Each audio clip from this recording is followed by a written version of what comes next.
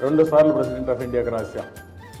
ఎక్కడ మా కన్సిస్టెన్సీలో మేము చెప్పిన స్టాండ్లో ఎక్కడా మార్పు. నారావారి నీతులు కొత్తేమీ కాదు. ఇప్పటికే చంద్రబాబు అడ్డదిడ్డమైన వాగుడుకు కేరాఫ్. తెలంగాణ అనుకూలమంటూనే నీచ రాజకీయాలు చేయడం బాబు స్పెషలిజం. 5 ఏళ్లుగా బాబు బాగోతం ఇదే. 2008లో లెటర్తో మొదలైన నారావారి అంతర్నాటకం సక్సెస్ఫుల్ గా రన్నింగ్ అవుతోంది. అప్పుడు ఇప్పుడు ఎప్పుడు బాబు ప్రసంగం తెలంగాణతో మొదలై సమన్యాయంతో ముడిపెడతారు. సమన్యాయం చేయండి, సమస్యల పరిష్కారం చేయండి, సమన్యాయం చేయండి.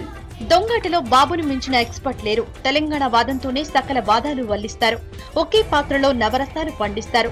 దీక్ష అంటారు, సమన్యాయం అంటారు, ఆత్మ గౌరవం అంటారు. ఏదన్నా బాబుకే చెల్లు. ఏదో ఊహించి స్టెప్పులేస్తారు, అడ్డంగా బుక్ అవుతారు. చేసింది తప్పేనని తెలుసు, అయినా నారావారికి ఎక్కదు. 2008 నుంచి బాబు సెల్ఫ్ గోల్స్ కొడుతూనే ఉన్నారు.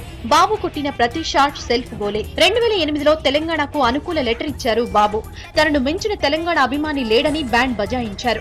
లెటర్ కు కట్టుబడి ఉన్నామని ఊరు వాడా తిరిగారు.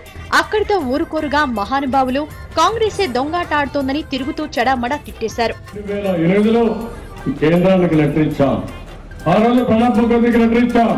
మనం చెప్పింది తెలంగాణకు తెలుగుదేశం పార్టీ వ్యతిరేకం కాదని, అదే మాదిరిగా తెలంగాణ ఏర్పాటు చేయమని 2008 లెటర్ ఇచ్చాం.